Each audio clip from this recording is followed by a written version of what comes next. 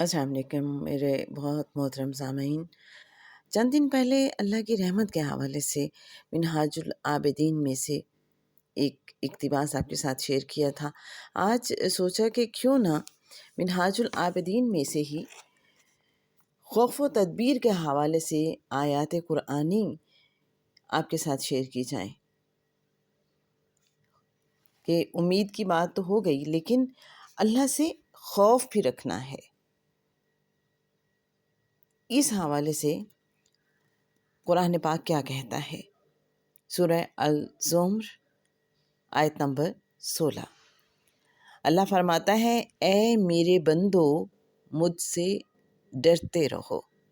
اب آپ دیکھیے کہ کتنا پیارا انداز ہے کہ اے میرے بندو، میرے بھی کہا اور بندہ بھی کہا، کتنی اپنائیت، کتنی محبت ہے۔ اور پھر اللہ نے کہا مجھ سے ڈرتے رہو۔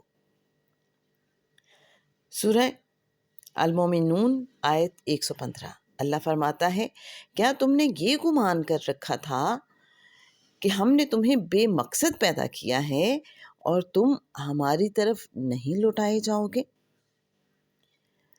پھر اللہ کریم سورہ قیامہ آیت 36 میں بندے کو یاد دلاتا ہے، احساس دلاتا ہے، کیا انسان یہ خیال کرتا ہے کہ اسے مہمل چھوڑ دیا جائے گا؟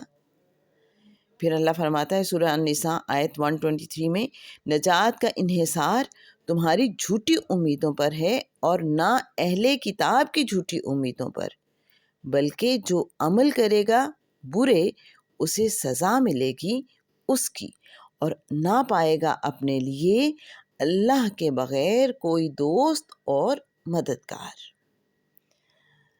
تو اللہ نے ہمیں بتا دیا کہ جھوٹی امیدوں سے کچھ نہیں ہونا، انسان کو اس کے اعمال کی سزا یا جزا ملے گی، اور اللہ کے بغیر کوئی بھی دوست اور مددگار نہیں ہے۔ پھر سورہ کہف آیت نمبر 104 میں اللہ فرماتا ہے، اور وہ یہ خیال کر رہے ہیں کہ وہ کوئی بڑا عمدہ کام کر رہے ہیں۔ سورہ الزمر آیت 48 میں اللہ فرماتا ہے، اور اس روز ظاہر ہو جائے گا ان پر اللہ کی طرف سے جس کا وہ گمان بھی نہیں کیا کرتے تھے۔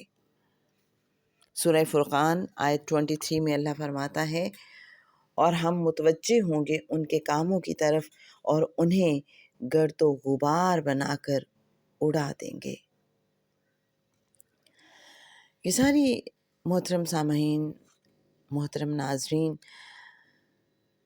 خوف اور تدبیر کے حوالے سے آیات قرآنی تھیں جو ہم نے آپ کے ساتھ شیئر کی، جن کا ذکر حضرت امام غزالی رحمۃ اللہ علیہ نے اپنی کتاب منہاج العابدین میں کیا ہے۔ اور پھر دعا کرتے ہیں وہ کہ اللہ کریم کی بارگاہ میں ہم ملتجی ہیں کہ وہ اپنی رحمت کے تصدق سے ہر عیب سے ہمیں محفوظ رکھے۔